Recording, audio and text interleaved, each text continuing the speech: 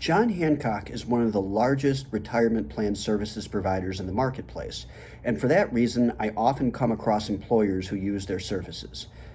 I want to first start by talking about John Hancock's fee structure, which, like many of its competitors, is primarily asset-based. And what that means is that their fees are based on the amount of money in the plan, and really more specifically, and like many of their competitors, they base their fees on what's known as the average participant account balance.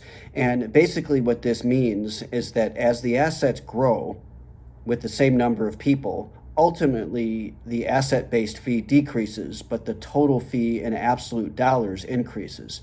The major problem I have with this fee structure is that it's not based on the actual amount of work being done, but instead based on an arbitrary number which has no bearing on the level of services provided. If there are 20 participants and 2 million in an account versus another account that has 20 participants and 4 million, everything else being equal, the provider is still doing the same amount of work. So I often argue that the fees should still be the same. Just because there's more money doesn't mean that there should be any more fees being charged, especially when there are no additional services being provided in return. More specifically, John Hancock's plans typically have what's known as the John Hancock lifestyle funds in these plans. So they also, in addition to providing record keeping and custodial services, also have their own proprietary mutual funds. Now, you don't have to use their mutual funds, but because they offer their own mutual funds, you often see these being offered in John Hancock plans, and the plan sponsor often doesn't know any better and just offers them. What these lifestyle funds do is create a model like conservative, moderate, or aggressive, much like the models that I create in plans that I have for my clients. It's a very simple, efficient, streamlined way to invest your money and assess your risk. If you want to be aggressive, then you invest primarily in stocks.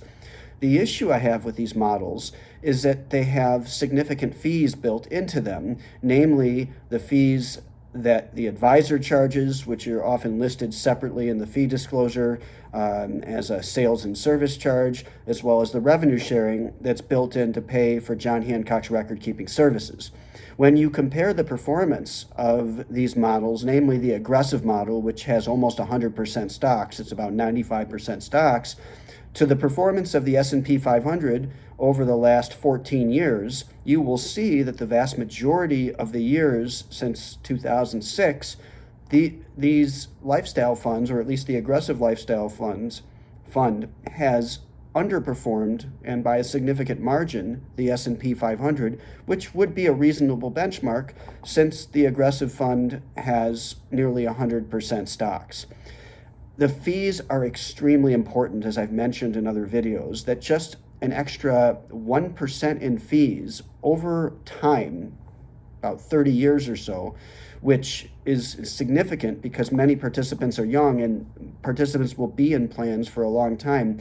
Just an extra 1% in fees can significantly impact their portfolio. One Department of Labor study actually showed how a 35-year-old, over a period of 30 years, simply by paying an extra 1% in fees, will lose 28% of their balance. So these fees are a really big deal. Yet when I ask employers, what are you paying John Hancock? In many cases, they have no idea. It's not that they're not complying with the rules.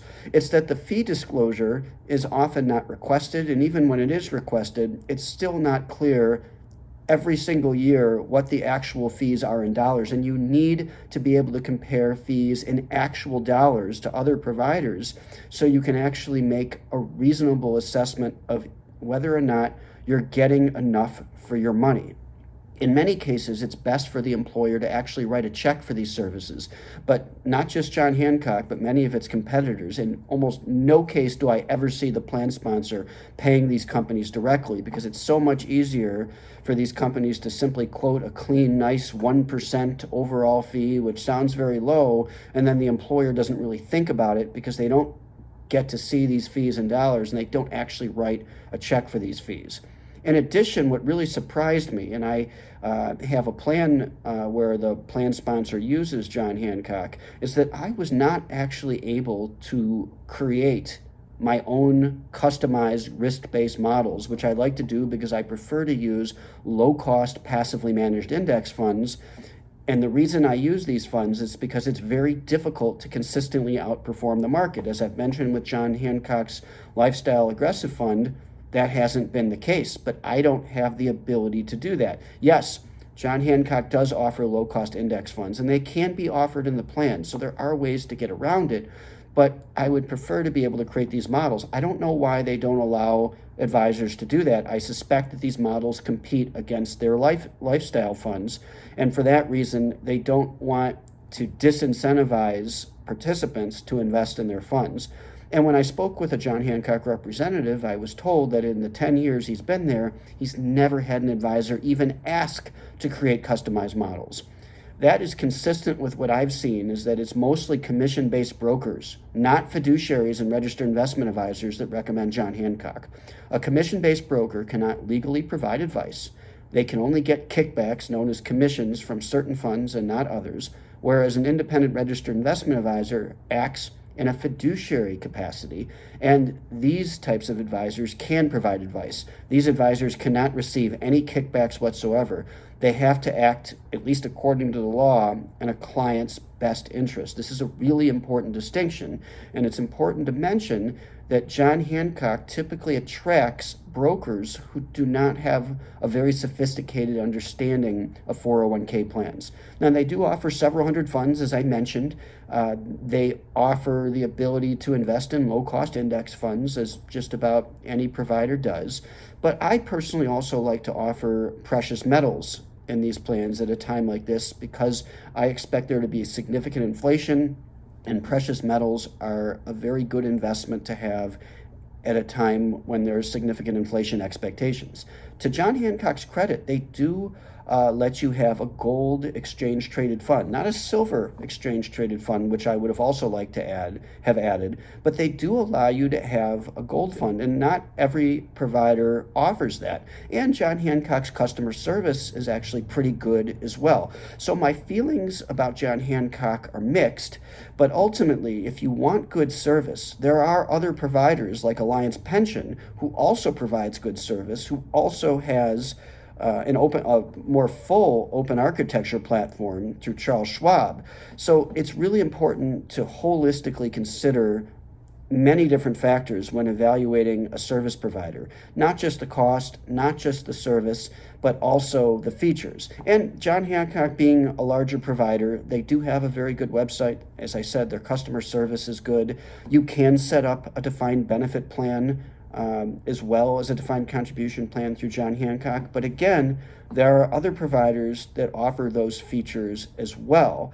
So please make sure when you're doing a 401k provider evaluation, don't just look at John Hancock and some of the other large providers like Fidelity and Principal and Voya and Securian and Lincoln and Great West. Again, those are not bad providers to look at for comparison purposes, but you also want to look at some of the other providers I mentioned, like Guideline, Employee Fiduciary, Ascensus, and Alliance Pension. And that way, you can truly do a comprehensive and objective evaluation.